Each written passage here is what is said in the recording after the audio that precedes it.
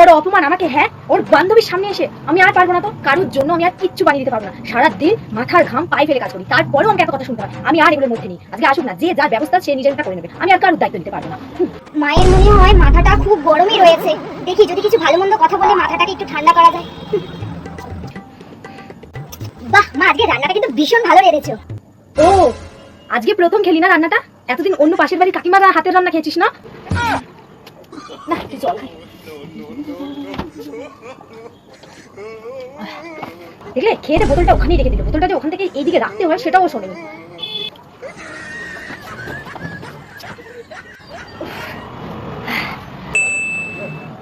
জামাটা খালি রাখ তুই ওইখানে, তারপর না আমি দেখাবো।